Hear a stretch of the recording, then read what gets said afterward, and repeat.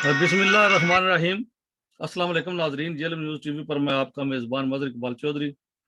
पाकिस्तान की ताज़ा तरीन सियासी सूरत हाल जो दिन ब दिन हर रोज़ हम जब भी गुफ्तगू करते हैं तो पता चलता है कि हालात ख़राब होते जा रहे हैं। तो जो गुज़श्ता रोज़ तरीक़े लबैक के हवाले से जो इस तरह के हालात पैदा हुए, तो उसमें जो नई सिचुएशन आई है उसमें हम अपने अपने एनालिस्ट से मैं बात करूँगा। वो मेरे साथ जनाब मारूफ तज़िया कार साफ़ी जनाब शाहिद जंजुआ साहब मौजूद हैं। जज शाहिद जंजुआ साहब से मैं पूछूँगा कि जो शहज़ादा फ़िल्म के हवाले से भी उनकी आखिरी रस्मात जो है वो अदा की जा रही हैं, और इसके साथ पाकिस्तान की जो सूरत हाल है उस पर हम गुफ्तगू करेंगे। तो गुज़श्ता रोज़ की हम माज़रत चाहते हैं कि तकरीबन हम प्रोग्राम शुरू का हमने किया, तकरीबन 5 मिनट हमारा प्रोग्राम लाइव गया, तो एकदम फिर फ़ेसबुक ने उसको ऑफ़लाइन कर दिया। तो हम नहीं उस वजूहात का जायज़ा ले रहे हैं कि क्या वजह हुई थी, लेकिन हमारा उनसे राब्ता हुआ, उन्होंने फिर हमारी नशरियात जो है वो बहाल कर दी हैं। उसके लिए मैं सबसे पहले तो अपने नाज़रीन से माज़रत ख़्वाह नाज़रीन से मैं गुज़ारिश भी करूँगा कि हमारा जो ये पेज है फ़ेसबुक पेज, इसको ज़रा शेयर भी करें, लाइक भी करें, उसको फ़ॉलो भी कर लें, ताकि जब भी हम ऑनलाइन हो तो आपको नोटिफ़िकेशन मिल जाए। इसी तरह हमारा जेएलएम न्यूज़ टीवी का यूट्यूब चैनल है, उसको भी सब्सक्राइब भी करें, शेयर भी करें और लाइक भी किया करें। और जो पाकिस्तान की मौजूदा जो सूरत हाल है, तरीक़े लब्बैक के हवाले से तो हम बात करेंगे ही, लेकिन एक एक लतीफ़ा नुमा बात से भी मैं अपने आज के गुफ्तगू का मैं आगाज़ करना चाहूँगा कि लतीफ़ा तो नहीं है, लेकिन लतीफ़ा आप कह भी सकते हैं, का सच्चा वाक़या हमारे जेहलम का वाक़या है कि एक मेरे दोस्त ने बात बताई। उसने कहा कि हमारा एक जेहलम कचहरी में काम था, सेशन जज की कोर्ट में। तो सेशन जज की कोर्ट में जब केस गया तो हमारी तारीख़ थी, तो हम उस वक़्त के जो मारूफ़ सियासी रहनुमा थे, हम अब नाम लेना मुनासिब नहीं है उनका, तो हम उनके पास गए कि जनाब हमारी कोई सिफ़ारिश कर दें। तो उन्होंने कहा कि सिफ़ारिश तो जज मानते नहीं है, पैसे लेंगे तो तब की बात है, आप पैसे दें। तो उस बंदे ने कहा कि वो किस जी अपने कुरान पे गवाही दे के कहता है, वो कहता है कि हमने फिर 1 लाख रुपया उन सियासी साहब को दिया, 1 लाख रुपया आप दें और सुबह जज साहब को आप पेश कर दें, तो केस का जो मुकदमा है ना हमारे हक़ में हो जाए। तो वो कहते हैं कि हम शाम को बात क उनसे की और पैसे देके चले गए, तो उन्होंने जो सियासी रहनुमा थे उन्होंने कहा कि मैं रात को फ़ोन कर दूँगा। वो रात को अपनी भूल-भुलैया वो ऐसे शगुल मेले में बैठे थे कि वो भूल गए, जज साहब को उन्होंने फ़ोन ना किया। तो जब वो अफ्रीकन अदालत में जेल में पहुँचे सेशन कोर्ट में, तो सेशन कोर्ट में जब हुआ तो उनके अगेंस्ट फैसला आ गया। तो वो बड़े परेशान हुए, उन्होंने कहा कि हम वो सिफ़ारिशी भी साथ लिया, जिसकी सिफ़ारिश के साथ वो सियासी रहनुमा के पास गए थे। तो उन्होंने कहा कि यार पैसे भी दे आए हैं और उन्होंने फ़ोन नहीं किया। वो कहता है चले मेरे साथ उनके घर। वो फिर हम वो बंदे कहते हैं कि हम उनके घर चले गए। तो घर जाके उन्होंने कहा कि जनाब ये क्या हुआ कि हमने पैसे भी आपको दे गए थे, जितने आपने माँगे हमने दे दिए। तो वो ये भले वक़्तों की बात है, 1 लाख रुपया उस वक़्त बड़ी रकम होती थी। तो वो आँखें मलते हुए उठे, कहते हैं यार मैं तो भूल गया था रात को, मैं वो नहीं कर सका। उन्होंने कहा वो उसने फैसला हमारे खिलाफ सुना दिया है। तो वो कहते हैं बड़े आराम के साथ कि कोई बात नहीं, उसने फैसला सुनाया है ना, लिखा तो नहीं है ना अभी। तो उसको पंजाबी में कहते हैं को हँसते हुए उन्होंने आख्या कोई यार कोई गल नहीं, उन्हें हाले सुनाई ही है ना, लिखा तो नहीं सुना। तो ये बात हमें अभी इसलिए याद आई कि शहबाज शरीफ का केस लगा हुआ था हाई कोर्ट लाहौर में। तो एक जो वाक़यात जो बताए, जो रिपोर्ट किया रिपोर्टरों ने कहा कि केस सुनने के बाद जज साहिबान अपने-अपने रिटायरिंग रूम में गए, तो रीडर्स जो है जो कोर्ट ऑफिसर होता है वो आया, उसने कहा कि ज़मानत मंज़ूर हो गई है और 50-50 लाख रुपए के मुझे आप मुचलके जमा कराएँ। सब खुश हो गए, एक-दूसरे को मुबारक दी, तो बाद में कहा कि वो उन्होंने सुनाया था, लिखा नहीं था, तो अभी तक वो लिखा नहीं जा रहा। तो ये ऐसे इस तरह के लतीफ़े हमारी अदालती तारीख़ में बेशुमार हैं, हमारी पाकिस्तान की सियासी तारीख़ में बेशुमार हैं। तो हम अल्लाह से ये दुआ करते हैं, उनसे भी तवक्को करते हैं कि अल्लाह ताला इनको शर्म और याद है और ये फैसले जो सुनाते हैं वही लिखें और जो लिखते हैं वही सुनाएँ। तो बरकैफ शाह साहब वेलकम आपको जनाब कि आप ने टाइम निकाला और आप अपने नाज़रीन से गुफ्तगू करेंगे आज। जी, बहुत शुक्रिया मदर चौधरी। जी, थैंक यू। और सबसे पहली बात तो शहबाज शरीफ का तो ज़िक्र करने की ज़रूरत नहीं है, केस अभी पेंडिंग है, तो वो जब कुछ लिखा जज साहबान को फुर्सत मिली तो फिर उस पर डिस्कस करेंगे। तो सबसे पहले जो बर्निंग इश्यू है, बर्निंग इश्यू में ये कालेदम तहरीक लब्बैक है। ये कहा जा रहा है कि कालेदम इस तरह से पहले भी कई तंजीमें कालेदम हुई, सियासी जमातें कालेदम हुई, फिर नए नाम के साथ वो आ जाती हैं। तो आप क्या समझते हैं कि ये जो उस वक़्त इक़दाम उठाया गया है, तो इसके क्या असरात होंगे और इस ये ख़ास वक़्त क्यों चुना गया?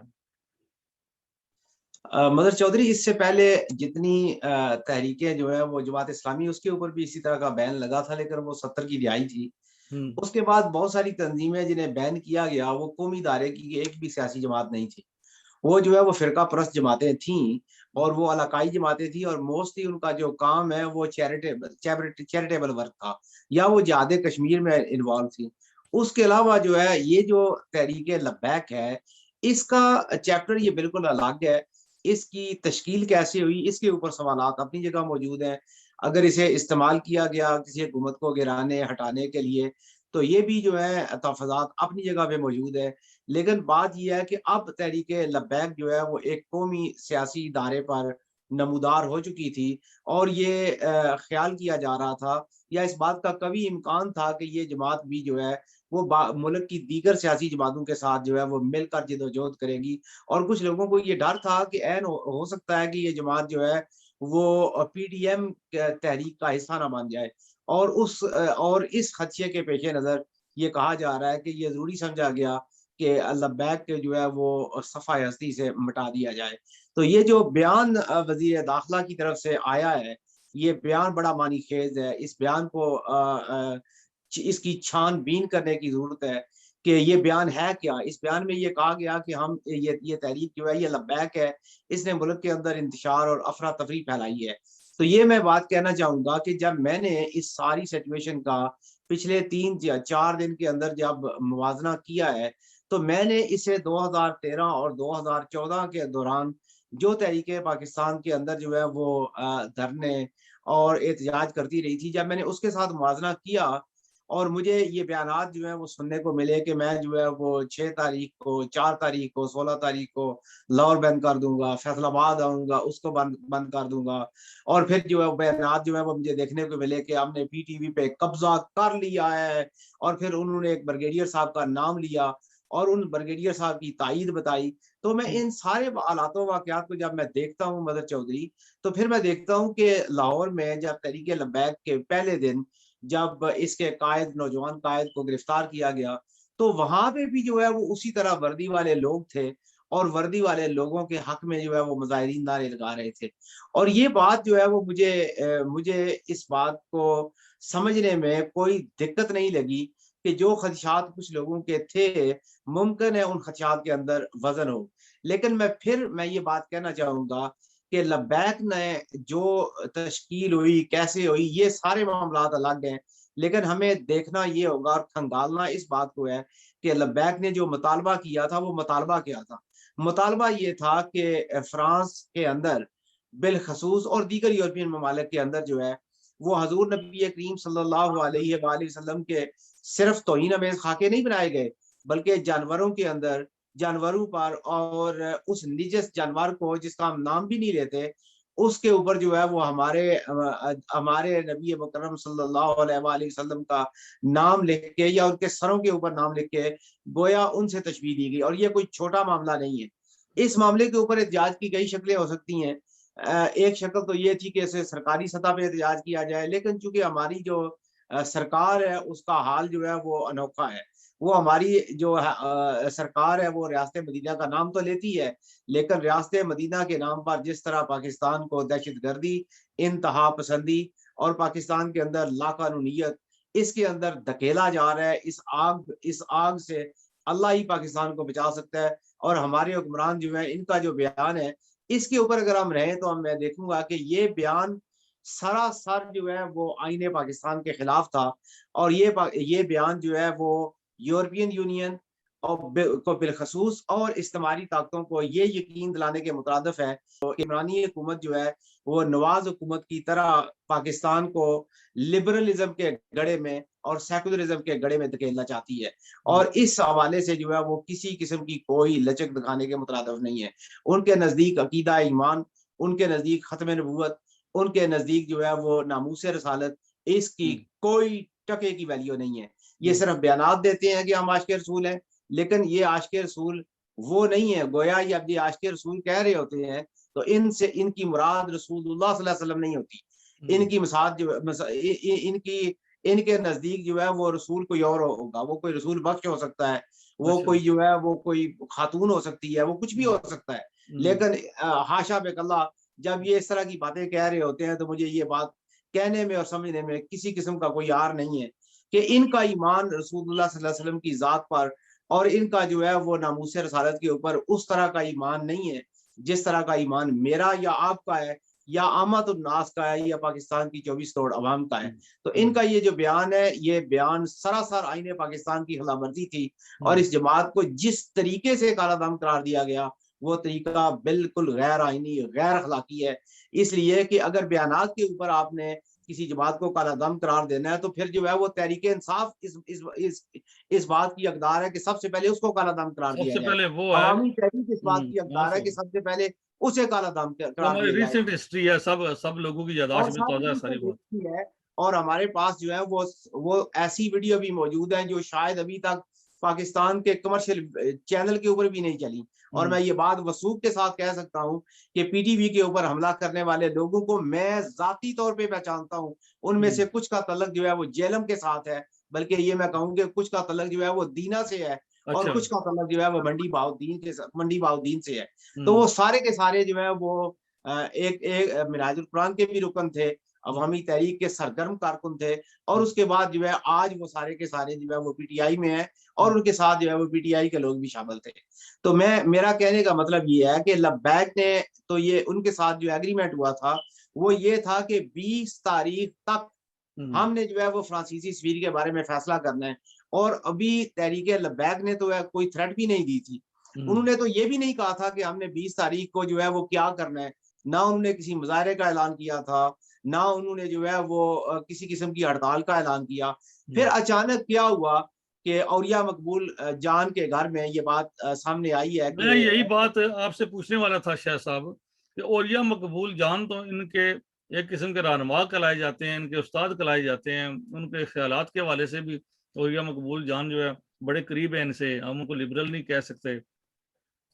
तो वो क्या ये कोई साजिशी थ्योरी भी कोई पनप रही है या जो चामगोइयाँ हो रही हैं कि उनको बुला के फिर गिरफ्तार करवाया गया? तो औलिया आपको याद मकबूल जान होगा भी किसी गैंग का हिस्सा तो नहीं लगते आपको? औलिया मकबूल जान जो है वो उनके उस्ताद तो हरगिज़ नहीं हो सकते, इसलिए कि जो है वो ये तहरीक जो है वो अपने बलबूते और एक ख़ास फ़िक्र के ऊपर जो है वो खड़ी हुई। फिर आगे तश्कील की बात अलग है, लेकिन इसका मकसद गर्ज़-ओ गायत जो है वो सरासर नामूस रिसालत और ख़त्म नबूवत है। इसके अलावा इसका कोई गर्ज़-ओ गायत नहीं है। लेकिन ये है कि चूँकि औलिया मकबूल जान ने उनकी हमायत का ऐलान किया और ये बात आपके ज़हन में रहनी चाहिए कि औलिया मकबूल जान का तल्लुक भी एस्टेब्लिशमेंट के साथ बहुत गहरा था। और यही वजह है कि हमारी एस्टेब्लिशमेंट ने ये कहा कि औलिया मकबूल जान साहब के ज़रिए इनको जो है वो ट्रैक किया जाए। और ये मैं बात कहूँगा कि उनके ज़रिए साद रिज़वी को वो छुपे तो थे ही नहीं, क्योंकि हाँ, उनका बिल्कुल। कोई मकसद जो है वो साज़िश या कोई लेकिन उनके ज़हन में ये हो सकता था कि अगर उनके घर में जाके गिरफ्तार किया जाता या किसी और मजलिस में गिरफ्तार किया जाता तो शायद कुछ ज़्यादा मज़ामत होती। जब औलिया मकबूल जान ने बुलाया तो साद रिज़वी ने सोचा होगा कि हमारे ज़ाहिर मोहसिन हैं उनके, तो उनके हमायती बहुत बड़े सपोर्टर हैं। तो कुछ कुछ खुसूसी गुफ्तगू होगी तो वो चंद बंदे ही साथ लेकर गया होंगे साथ कि चलो जी अपने उन्हें करीबी बंदे। तो इसलिए उनकी गिरफ्तारी में आसानी हो गई उनकी। ये बात जो मुझे कई हवालों से पता चली है वो ये है कि 14 तारीख तक हुँ, लब्बैक वालों ने किसी किस्म की कोई हड़ताल या किसी किस्म के एहतजाज को कुछ भी कहीं पे भी फाइनल नहीं किया था। ठीक है। बल्कि वो ये तवक्को लगा रखे थे हुँ, कि 17 तारीख को हुकूमत ये ऐलान करेगी कि हम पार्लियामेंट का सेशन कॉल कर रहे हैं हुँ, और पार्लियामेंट के अंदर जो है वो हम ये मामला रखेंगे। ये बात जो है वो उन्हें तवातर के साथ कही गई और उन्हें ये यही इस बात का खदशा या उम्मीद थी कि औलिया मकबूल जान जब उन्हें बुला रहे हैं तो वो उन्हें ये खुशखबरी देंगे कि हुकूमत ने फैसला किया है कि हम जो है वो 17 तारीख को पार्लियामेंट का सेशन बुला के इसके ऊपर पार्लियामेंट की राय लेंगे। तो हुँ, ये बात इसके ऊपर इस बात को मज़ीद आगे बढ़ाने के लिए हुँ। साथ जो है वो उनके घर गया और फिर जो है जब वहाँ पे पहुँचा तो उन्हें ऐसे पता अंदाज़ा हो गया था कि उन्हें जो है वो जो है कोई मामला कोई और है और जो है वहाँ पे सिर्फ़ उन्हें बिठाए रखा जा रहा है कि आप यहाँ पे बैठें, अभी बैठें, कोई आ रहा है, कोई जा रहा हाँ, है। सही है। फिर वो चलो वो नमाज़ तो जनाज़ा इस तरह का एक पढ़ने मसला गया चलो बाकी के वो हो चुका, वो हो चुका। हम अगले मौज़ू स्टेप की तरफ बढ़ते हैं कि अब उन पर पाबंदी लग गई। अब उनके पास ये राइट है कि उसकी वो सुप्रीम कोर्ट में अपने हक में ये फाइट कर सकते हैं या किसी और नाम के साथ तंजीम बना सकते हैं। आप क्या समझते हैं कि पहले वो अपने हक के लिए वो सुप्रीम कोर्ट में जाएँगे और उसके लिए फाइट करेंगे? मगर चौधरी, मेरा साय मशवरा यही है कि इमरान हुकूमत होश के दाखिल ले, ये अमर ज़हन रहे कि तहरीके लब्बैक पाकिस्तान भरपूर अवामी तायद की अमल सियासी और दीनी जमात है।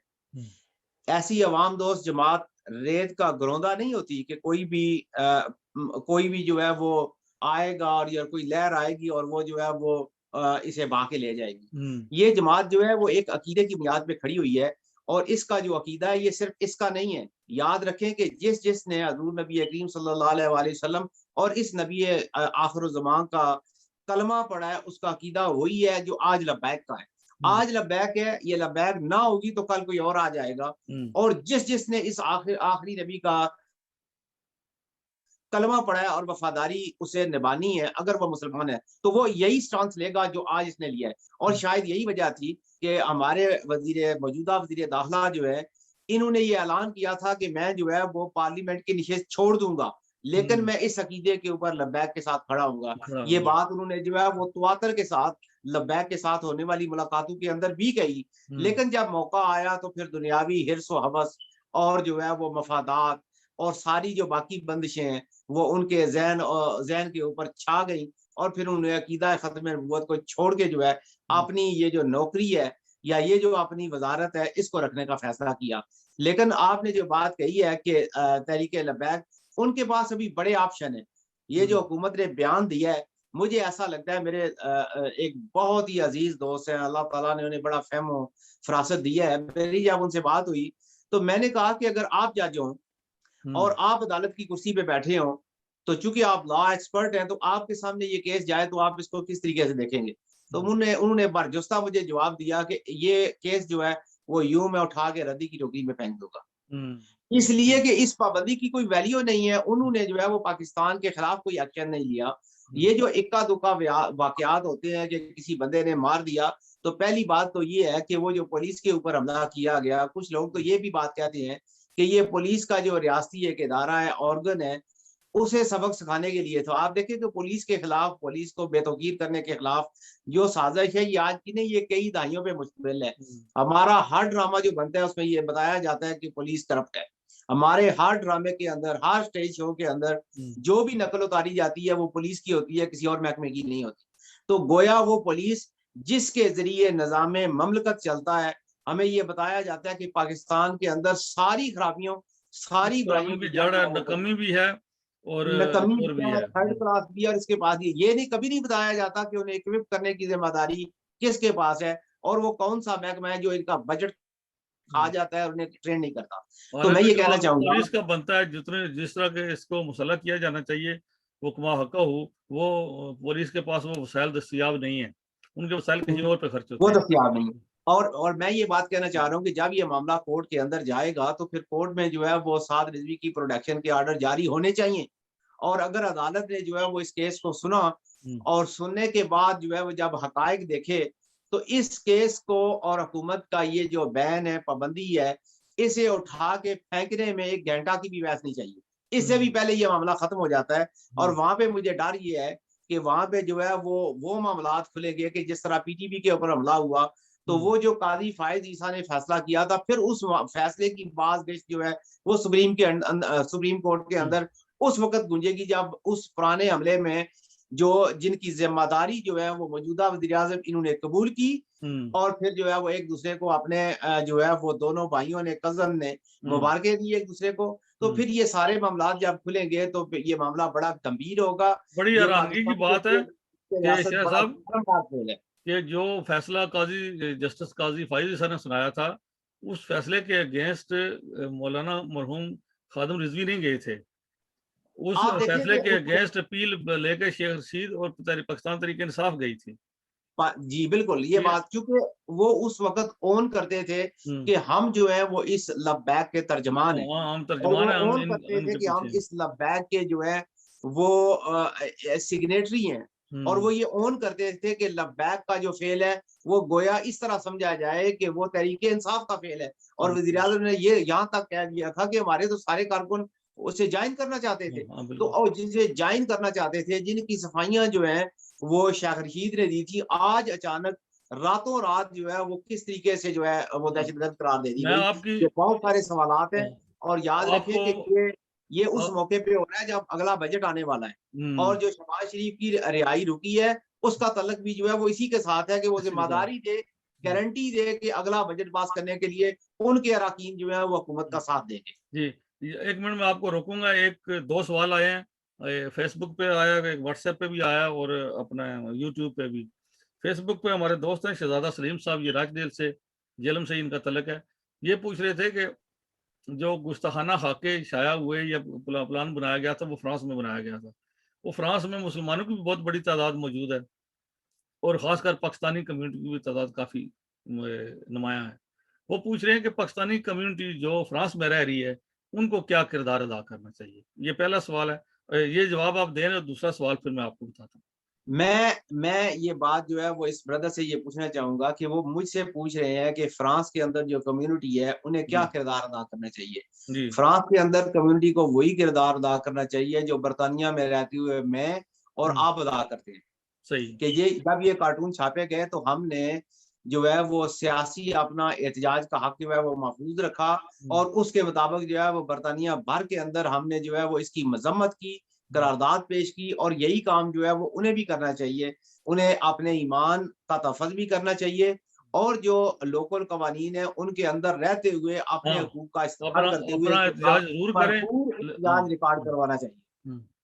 दूसरा सवाल, इस तरह हमारे दोस्त जेहलम से हैं, तो उन्होंने पूछा कि शौकत साहब हैं, शौकत अली साहब ये यूट्यूब पे सवाल पूछ रहे हैं। इन्होंने कहा कि आप बरतानिया में रहते हैं या यूरोप में, आप तारीख भी पढ़ी होगी कि इस तरह की किसी जमात पर बरतानिया ने कोई पाबंदी लगाई या इस तरह के कोई मसले पैदा हुए यूरोप में, तो कोई सियासी पार्टियों पर पाकिस्तान में तो लगी पाबंदी लेकिन वो कोई सूदमंद साबित ना हुई। तो आपके ज़हन में कोई बरतानिया की मिसाल है? बर्तानिया के अंदर जो है वो 19 की 80 की दहाई में जो है वो बर्तानिया के अंदर जो है वो आयरिश तहरीक के अंदर आयरिश तहरीक जब चल रही थी आयरिश आज़ादी लिबरेशन आर्मी नाम की एक आयरिश तंजीम थी लिबरेशन आर्मी की। तो और वहाँ पे उन जो है वो पाबंदी लगी और वो पाबंदी जो है वो 6 साल तक मुख्तलिफ सियासतदानों के ऊपर कायम रही। हुँ, और 6 साल के बाद जो है वो वही जो सियासतदान है हुँ, उन्हें दोबारा कौमी इदारे में शामिल किया गया और फिर वो पार्लियामेंट के 2018 तक मेंबर रहे। हुँ, तो वो जो जी, तहरीक है वो एक वज़ीर-ए-आज़म ने उस वो पाबंदी लगाई थी और अगले वज़ीर-ए-आज़म ने जो है वो उसको ख़त्म कर दिया। और ठीक है। ये कहा गया कि इस पाबंदी ये बिलाजवाज़ थी, गैर आइनी थी हुँ। और इस पाबंदी के जो असरात हैं वो मुल्क के लिए अच्छे नहीं थे। लेकिन ए या मैं ये बात कहना चाहता हूँ कि वो जो बर्तानिया के अंदर पाबंदी लगी थी, वो बर्तानिया में आज़ादी की तहरीक थी, हुँ, मुल्क तोड़ने की तहरीक थी। हुँ, और लब्बैक की जो तहरीक है, ये मुल्क तोड़ने की तहरीक नहीं है, ये मुल्क हुँ, जोड़ने की तहरीक है। हाँ, और इस सही। बात के अंदर ये बात तस्लीम कर लेनी चाहिए कि इस वक़्त जो पीपल्स पार्टी है, वो सिंध तक महसूर होके रह गई है, हुँ, बल्कि अंदरूने सिंध तक महसूर होके रह गई है। और नून लीग जो है, वो ये पंजाब तक है। हुँ, तहरीक-ए-इंसाफ को अगर लें, तो ये सिर्फ़ खैबर पख्तूनख्वा की तहरीक है और हुँ, वहाँ पे भी इसको शिकस्त पे शिकस्त हो रही है। हुँ, बलूचिस्तान के अंदर जो है, वो कोई सियासी पार्टी नहीं है, आज़ाद अराकीन है। हुँ, ऐसे हालात के अंदर जो है वो ये लब्बैक जो है, ये चारों सूबों के अंदर एक ऐसी पार्टी बन के उभरी है कि जिसने बैक वक़्त जो है वो पंजाब के अंदर भी वोट लिए और जाके कराची, सिंध के अंदर भी वोट लिए हैं। हुँ, और इस बात में कोई मज़ायका नहीं था कि अगर ये है वो लब्बैक के कायद ज़िंदा रहते और वो बलूचिस्तान के अंदर पहुँचते, खैबर पख्तूनख्वा के अंदर पहुँचते, तो हुँ, वो मुल्क की दूसरी बड़ी आज तक जो है या अगले 1-2 सालों के अंदर, 1-2 इलेक्शन के अंदर पाकिस्तान की दूसरी बड़ी सियासी जमात बन के उभरते। और बाज़ लोग तो ये बात कह रहे हैं या ये बात कहने से डरते हैं कि हो सकता है कि अगले इलेक्शन के अंदर अगर एक पार्टी जो है वो नून लीग होती, तो हुँ, दूसरी पार्टी उसके मुकाबले में जो है हो सकता था कि ये लब्बैक होती। और सही उस बात। वक़्त तक जो है वो तहरीक-ए-इंसाफ और पीपल्स पार्टी जो है, ये हुँ, इलाकाई और लोकल मकामी पार्टियाँ बन के रह जाती। और शायद यही डर था कि बहुत सारे जो है वो फिगर्स, हुँ, बहुत सारे जो है वो ताकत के जो सरचश्मे हैं, उन्हें इस बात को कबूल करने के लिए तैयार नहीं थे और जो है ये इतना बड़ा ऑपरेशन किया गया। हुँ। अब अच्छा, बात यह है कि इस ऑपरेशन के नतीजे क्या होंगे। इस हाँ, ऑपरेशन में आपने ये तो कामयाबी हासिल कर ली कि सही, आपने जो है फैटफ और जो है वो इस्तेमाली ताकतों को ये यकीन दिला दिया कि पाकिस्तान के अंदर अगर आपने मजहबी जुनूनियत या हुँ, इस्लाम को पाबंदे सलासल करके पाकिस्तान के अंदर सेकुलरिज्म को परवान चढ़ाना है, तो हुँ, फिर हम आपकी खिदमत के लिए हाज़िर हैं। हुँ, ठीक है। लेकिन इसका दूसरा नुकसान ये देखें कि पाकिस्तान को अगर आप गूगल के ऊपर सर्च करें, तो पाकिस्तान की जो डेफिनेशन आती है, वो ये आती है कि ये मुल्क खतरनाक तरीन है हुँ, बिज़नेस के हवाले से। हुँ, ये खतरनाक तरीन मुल्क है कि पाकिस्तान के अंदर ट्रैवल ना किया जाए। हुँ, और इसके मुकाबले में आप देखिए कि जब इंडिया को आप सर्च करते हैं, तो वहाँ पे गूगल सर्च में ये आता है कि India is the second safest country के वहाँ पे जाके इन्वेस्टमेंट की जाए। ये हुँ, फ़र्क होता है। आज पाकिस्तानी मीडिया ये खबर दे रहा है कि इंडिया में जो है वो 7 अफराद जो है वो पुलिस ने गोली से भून दिए हैं। और पाकिस्तान के अंदर जो है ये खबर दबा दी जाती है और खबर सच यही है कि इस वक़्त तक 83 हुँ, मोर देन 80 जो गरीब लोग हैं, वो जो है वो उन्हें गोलियों से भून दिया गया है हुँ, और उन्हें जो है वो पाकिस्तानी पुलिस ने या पाकिस्तान की जो इस हुँ, वक़्त सिक्योरिटी है उसने मार दी है। तो हुँ, ये खबरें जो हम पहले मरने वाले मुसलमान हैं हुँ, मरने वाले मुसलमान हैं, वो इंडिया के अंदर हों या पाकिस्तान के अंदर हों हुँ, और मारने वाली एस्टेब्लिशमेंट। सही है। अच्छा, जैसे ये आप बता रहे थे ना कि बहुत बड़ी कुव्वत बनकर तहरीक-ए-लब्बैक जो कलअदम हो चुकी है इस वक़्त। तो देखें, ये एक मौलाना खादिम रिज़वी के बाद एक ये सवाल पैदा हो गया था कि क्या ये उतना उस ज़ोर में रहेगी, अपनी मकबूलियत बरकरार रखेगी या अपना इत्तेहाद बरकरार रख सकेगी? तो साद रिज़वी की गिरफ्तारी पर इस तंज़ीम ने साबित कर दिया, हालाँकि देखिए अचानक था ना, जैसे हमने पहले बात की कि और ये मकबूल जान साहब के यहाँ बुलाया गया इनको और गिरफ्तार कर लिया गया, हालाँकि 20 अप्रैल की डेट तो अभी आनी थी। एकदम गिरफ्तार किया गया, खुफ़िया तरीके से गिरफ्तार किया गया और विदिन मिनट्स, विदिन आवर्स पूरे मुल्क को उन्होंने ब्लॉक कर दिया। ये इनकी स्ट्रेंथ, यानी कि मौला इस साद रिज़वी ने साबित कर दिया अपने आप को कि अपने बाप के जानशीन के तौर पर भी और अपनी पार्टी की स्ट्रेंथ को भी, कि जो लोग पहले कहते थे कि मौलाना खादिम रिज़वी ना होंगे, तो शायद इस तरीक में वो कुव्वत ना रहे। लेकिन क्या इन्होंने अपना पावर शो कर नहीं दिया अभी? अपनी ये स्टील बिल्कुल पावर स्ट्रेंथ शो जो है करती है। शो कर दिया। जी। मगर चौधरी पाकिस्तानी मीडिया की हालत तो ये है कि जिस तरह हिंदू पत्नियां हुँ, अपने शोहरों का नाम लेने से हिचकिचाती हैं, जी। इसी तरह आज इस पिछले चंद रोज के अंदर पाकिस्तानी मीडिया तहरीके लब्बैक का नाम लेने से शर्मा रहा था। हुँ, और अभी हुकूमत ने इस तहरीक के ऊपर पाबंदी नहीं लगाई थी, हुँ, तो मैंने नोट किया है और उन तमाम एंकर्स को और उनका रिकॉर्ड रखा है कि जब वो कह रहे थे कि शरपसंद लोग हुँ, क्या थे, तो हाँ, मैं उन्हीं एंकर से ये आप इस प्रोग्राम के हवाले से पूछना चाहूँगा कि अगर आपने जत्थे देखने हो तो फिर आप उन्हें याद करें कि जब 2014 के अंदर मैं उसका विटनेस हूँ हुँ, कि कहा गया कि आपने ऐसे करना है कि घर से बिस्तर उठाने हैं हुँ, और उस बिस्तर के अंदर जो है वो मसल्ला भी रखना है, कुरान हुँ, पाक भी रखना है ताकि पुलिस वाले उस कुरान पाक को देख के हुँ, और एस्टेब्लिशमेंट और सिक्योरिटी इदारे आपके ऊपर हमला ना करें। सही है। लेकिन आपने उसके अंदर जो है वो एक डंडा भी लेके आना है। हुँ, अच्छा मोटा डंडा हो हुँ, और उस मोटे डंडे के ऊपर मेखें लगी हों, सही है। कील लगे हों हुँ, और वो जो लेके आना है और उससे आपने उन पुलिस वालों को फैंटी लगानी है जो आपको रोकने आएँगे। अगर सही है। आपने जत्थे देखने थे तो आप उन जत्थों को तो याद वो करें। अभी जो अगर आप आपने ज़िक्र कर नेक्स्ट रहे हैं ना, जत्था देखा जो नेक्स्ट साफ़ियों का आप जत्थों को याद करें कि जो आप जिन्होंने टीएसपी तक को अगवा किया और फिर जो है वो 365 एम मॉडल टाउन के अंदर उस पुलिस ऑफिसर को ले गए हुँ, और फिर वहां पे जाके उसको खूब जो है वो उसकी दुर्गत बनाई गई वहाँ पे और फिर मारा गया। बाद में जो है वो किसी का फोन आया तो मोटरवे फिर पे उसे भी इस छोड़ तरह का दिया। वाक़या हुआ और इस्लामाबाद में भी मारा गया। और बल्कि जो है ना, जो आप साफ़ियों का आपने ज़िक्र किया, मीडिया का ज़िक्र किया है, तो ये वीडियो गर्दिश कर रही है, इसी हसन निसार की वीडियो है।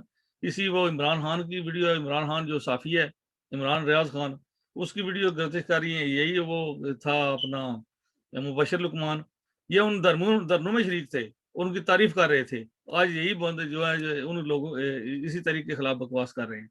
तो इन लोगों का अपना दीन मज़हब को नहीं है, ये बस पर्ची, जो इनको आप पर्ची देखें दी जाती है, वो मगर पर्ची लेके चौधरी पढ़ देते हैं बस। पाकिस्तान के अंदर पाकिस्तान के अंदर जी। एक ही शख्स जो है वो जूइश लॉबी को मिला, हम्म। जो उन्होंने पाकिस्तान के हालात पर तबसरा करने के लिए, जिसको हमेशा ऑनलाइन लेते हैं। हम्म। इस बात से पता चलता है कि कौन किसका खेल पाकिस्तान के अंदर खेल रहा है।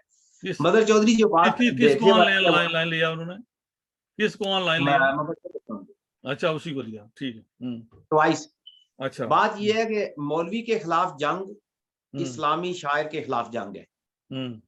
हमारा निशाना मौलवी है, हम्म। लेकिन ये जिसको ताक पे रखे हुए हैं वो कुरान हम्म। पाक की तालीमात है।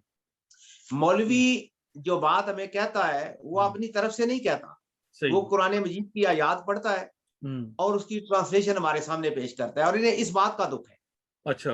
ये चाहते हैं कि हमें वो मौलवी मिले कि जो तोते की तरह कुरान पाक को पढ़े और उस जगह से पढ़े जिस जगह से हम पढ़ना चाहते हैं, उस जगह से ना पढ़े कि जिसके ऊपर इख्तलाफ है या यानी जिसके ऊपर ये कहा गया है कि ये कुरान पाक जो है ये एक अलग मुसलमानों के लिए एक अलग रास्ता है, ये मिलजुल के रहने का सबक जरूर देता है, लेकिन ये एक लाइफ स्टाइल का नाम है। तो वहां पे जब ये पढ़ के सुनाते हैं और फिर ये बताते हैं कि कुछ जो है वो मजहब वो हमेशा उस वक्त तक जो है वो आपके दुश्मन रहेंगे जब तक आप उनकी राह पे ना चले।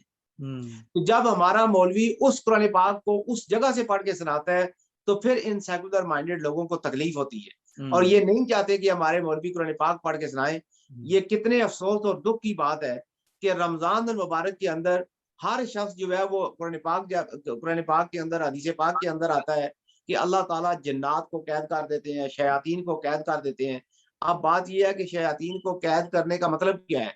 मतलब यह है कि बुराई के और फाशी के रास्ते मसदूद हो जाते हैं, बंद हो जाते हैं, और इंसान जो है वो कुदरती तौर पर अल्लाह की तरफ रजू करता है, कुरान पाक पढ़ता है, रोजा रखता है, और फिर उसका दिल जो है वो आहिस्ता आहिस्ता बुराइयों से दूर होकर अच्छाइयों के रास्ते पे चला जाता है। लेकिन जो ही रमजान आता है तो आप देखें कि हमारे जो कमर्शियल मीडिया है वहां पे डांस शुरू हो जाते हैं। वहां पे खवातीन को मैंने खुद सुना है, वो कह रही थी कि मुझे कहते हैं कि अच्छे तरीके से बन के संवर के आओ और फिर ठुमके लगाओ। हालांकि वो नशरियात जो है, नाम उसका इफ्तारी नशरियात है कि हमारे वो चैनल जो इस्लाम के नाम पे बिलखसूस बने थे और दूसरे चैनल जो सेकुलर है वो कम से कम ये तो समझे कि हम मुसलमान हैं कि इस रमजान मुबारक में अफ्तारी के फौरी बाद डांस शुरू हो जाता है। क्या रमजान मुबारक जो है वो डांस देखने का नाम है, ड्रामे देखने का नाम है? आपके पास मौजूद है, आप जो आपका दिल करता है वो दिखाओ, लेकिन कम अज कम इस 30 डेज के अंदर मुसलमानों को कुरान की तरफ तो राग़िब करो। आप उन्हें कुरान मजीद पढ़ने से हटा के जो है मजबूर करते हैं कि टीवी की तरफ वो देखें, और वो नाच गाने जो वो 11 महीने देखते रहते हैं, और इस एक महीने में शयातीन बंद होने की वजह से उन्हें मौका मिलता है कि वो दूसरी चीज देखें, वो आप मजबूर करके फिर बहुत खाते हैं जो उन्हें इस्लाम से दूर करता है, और उस पूरा दिन रोजा रखने के बाद जो कुछ इस्लाम सीखता है उससे वो हटाने की कोशिश होती है। सही है, ठीक है। Thank you very much. शायद जिनवा साहब, आपने जो तरीके लबैक के हवाले से जो गुफ्तगू थी हमारी, ये डिस्कशन तो हमारी जारी रहेगी, अगले 2-4 दिन में हम गुफ्तगू करेंगे इस हवाले से। एक चीज मैं आपको कहूंगा कि एक वक्त मेरी नजर में गुजरी है जिसमें ये कहा गया कि मस्जिद में सीमेंट की बोरी उस वक्त दे जब मोहल्ले में आटे की बोरी लेने वाला कोई ना हो। बड़े इंसान दोस्त तरीके से गोया ये तासर दिया गया है कि मोहल्ले में भूख की वजह ये है कि आप सब कुछ मसाजिद को दे देते हैं, यानी खिदमत खलक नागजीर उस वक्त होती है जब आपके घर में जो है वो कोई या आपके मोहल्ले में कोई भूखा ना हो। गोया जो है ये सबक दिया जा रहा है कि आप बिल वास्ता ये कहा जा रहा है कि आप जो मसाजिद बनाते हैं, मदरसे बनाते हैं, ये गैर अखलाकी चीज है, ये गैर जरूरी चीज है, और इस काम को बंद करते हैं। इसी तरह जो है वो ये कहा जाता है कि जो है वो रमजान मुबारक शुरू होता है तो मौलवी तो आप जो है वो बाहर जाते हैं चीजें लेने के लिए, तो पता चलता है कि जो रेट है वो ऊपर हो गए हैं। तो आपने देखें कि वो जो बिजनेसमैन है उन्हें तनकीद का निशाना नहीं बनाया जाता, वो जो रेडी वाला है उसे तनकीद का निशाना नहीं बनाया जाता, लेकिन निशाना इस्लाम को बनाया जाता है, और ये कहा जाता है कि इस्लाम की वजह से, मुसलमानों की वजह से ये जो है ये खीरांदोजी हो रही है और ये सारी चीजें हो रही हैं। और जब हज का मौका आता है तो कहते हैं कि इतने पैसे अगर हज और उम्रे पर खर्च करने की बजाय गरीबों पर खर्च कर दें तो क्या ही कमाल हो जाए। ऐसा तकाबल कभी अपने गैर मुल्की दौरों के बारे में ये लोग नहीं करते। एनजीओ के अक्सर इज्तिमा इतने महंगे होटलों में होते हैं जहां मखसूस शुरका बुलाकर कार्रवाई डाली जाती है ताकि डोनर्स मुतमईन हो जाएं, और मैंने खुद देखा है कि एक टिकट 70 पाउंड का, बल्कि इमरान खान साहब के साथ बैठने के लिए 350 पाउंड का टिकट जो है वो खरीदना पड़ता है। उस वक्त ये नहीं कहा जाता कि आपने चैरिटीज करनी है तो ये जो 350 पाउंड और ये जो 70 पाउंड का खाना और इस तरह की चीजें और जो आपने 5000 पाउंड का हाल वो किया है, इसकी बजाय ये काम जो है वो हम मस्जिद में जाके कर लेते हैं, किसी आम हाल में कर लेते हैं, बाहर जो है वो टेंट लगा के कर लेते हैं ताकि वो सारा पैसा जो है वो चैरिटीज के ऊपर जाए। फिर मैं बात ये कहूंगा मदर चौधरी, अफसोस का मुकाम है कि इस वक्त निशाना जो है वो इस्लामी तालीमात है, शायर इस्लाम है, मौलवी है, कुरान है, और ये जो है ये शायर इस्लाम का नाम लेके इसलिए नहीं बोल सकते कि इन्हें पता है कि ये नंगे हो जाएंगे, ये निशाने पे और ताक पे मौलवी को रखते हैं, लेकिन अक्सर इनका जो ये जो बात जिसको ये जिसके साथ इन्हें नफरत है वो सिर्फ और सिर्फ पुरानी तालीमात है। ये चाहते हैं कि पाकिस्तान का जी जी देखें, ये हमारा जो मौजू है इस हवाले से ये तो हम गुफ्तगू करते रहेंगे, टाइम बहुत ज्यादा हो गया। तो शायद साहब जो बरतानिया की जो सूरत हाल है, बरतानिया में सियासी सूरत हाल तो चलो नॉर्मल है, लेकिन शहजादा फिलिप की वफात के बाद जो सूरत हाल पैदा है उस हवाले से कोई ताज़ा तरीन अपडेट आपके पास क्या है? इस वक्त जो चूंकि फ्यूनरल का टाइम हो गया है तो फ्यूनरल के टाइम के ऊपर जो हमने खबर दी थी, दो चीजें जो देखें हमने पिछले प्रोग्राम के अंदर कही थी कि जब जो है वो अपना प्रिंस फिलिप का पोते जो इस वक्त अमेरिका में है, जब वो वापस आएंगे तो दोनों भाइयों को जो है वो इस नमाज जनाजा की में जो है वो जनाजे के पीछे पीछे तो चलेंगे, लेकिन वो आपस में गोया हाथ भी नहीं मिलाएंगे और एक उन दोनों के दरमियान फासला रखा जाएगा।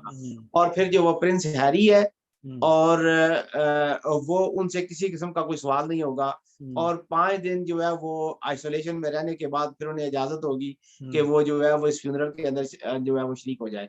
तो बिल्कुल ऐसे हो रहा है, अभी बहुत सारी चीजें जो है इसके ऊपर कहने की हैं। मेरा ख्याल है कि हम फ्यूनरल को हो लेने दें और इसके बाद हम इसके ऊपर एक बड़ा जामे तबसरा करेंगे इसके अंदर क्या असरात हुए जो है उसके। मलका आलिया के बारे में खबर आई थी, आपने पहले बताया था जो रूल्स रेगुलेशन है, या आपने पता नहीं किस हवाले से बताया था कि शायद ये अपनी जो है अपने एज ए मलका क्वीन होने की हैसियत बरकरार ना रख सकें और ये फ़राइज़ जो है वो जो जिम्मेदारी है शहजादा चार्ल्स के पास चली जाए।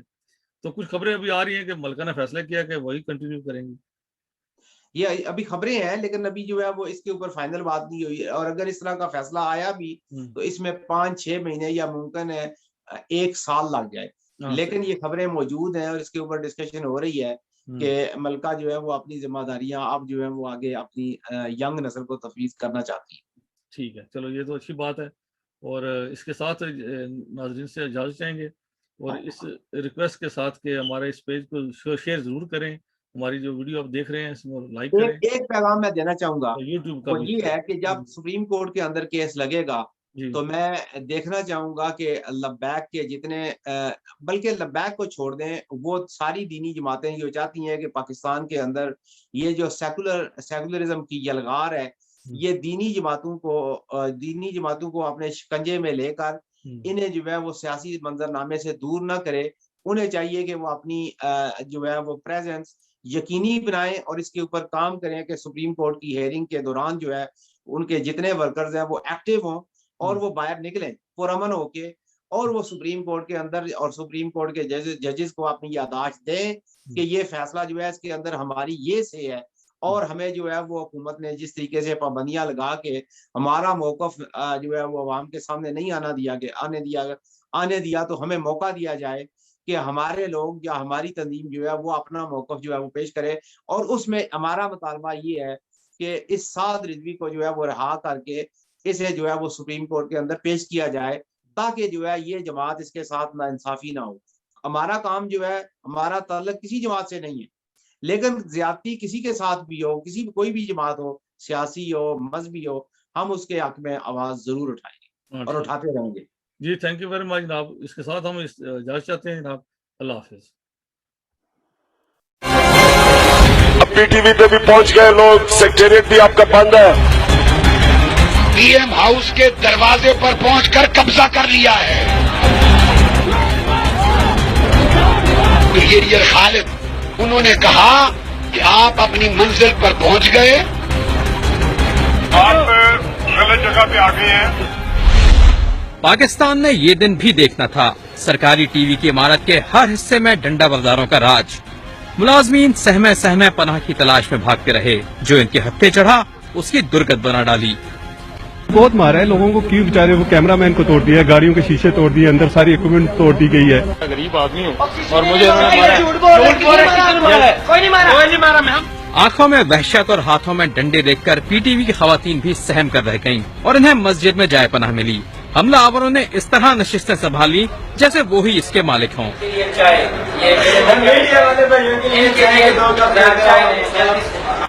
हमलावर अब पीटीवी पे भी